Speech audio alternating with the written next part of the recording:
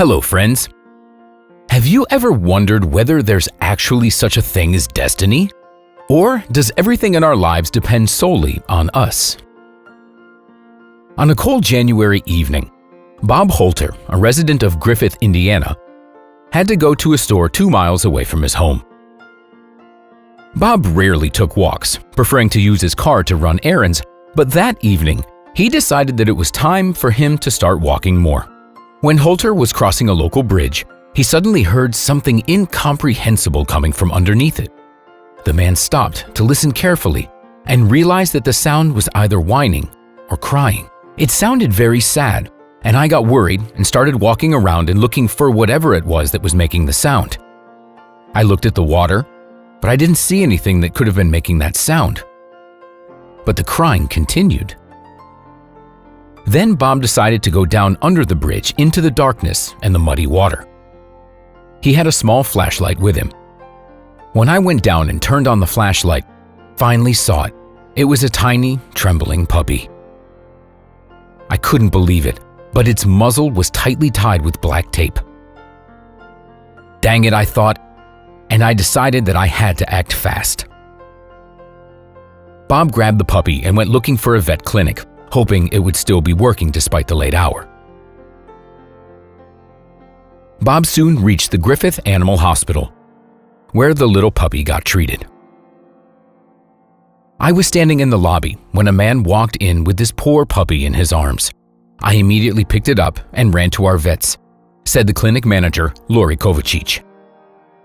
After making sure the puppy was in good hands, Bob went back to running his errands, while the veterinarians took care of the puppy. After examining it, they realized that it was very thin, and the duct tape squeezed its muzzle so hard that it left red marks on the skin. According to the vets, the puppy spent at least several days in this condition.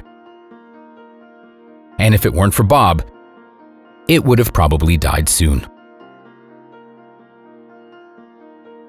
The puppy appeared to be about 4 months old. The wounds on its muzzle were treated with antibacterial ointment, and it also got several shots.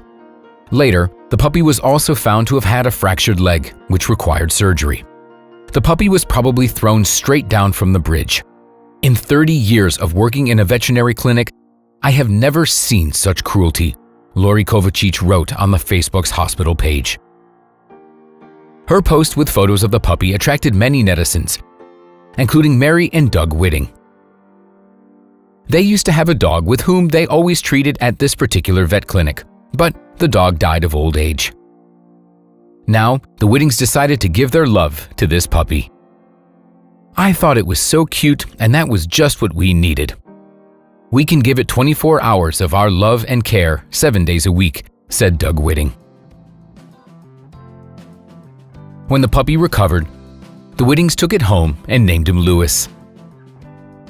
And when the puppy's rescuer, Bob Holter, learned about it, he was very happy and came to visit Lewis. He was shocked that the puppy recognized him, as well as of all of the changes in the puppy's appearance. Lewis looked great. I was amazed that Lewis recognized me. They sat him down, but he immediately ran to me, said Bob.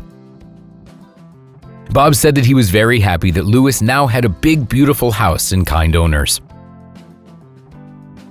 He also said that he was sure that something from above literally directed him to the bridge that evening to save this little life. It makes me think that God has a purpose for each of us. I'm going to continue to walk more often, but I really hope there won't be any more dogs in trouble, Bob joked. The person who was so cruel to this helpless puppy was never found, but we hope that fate will punish him.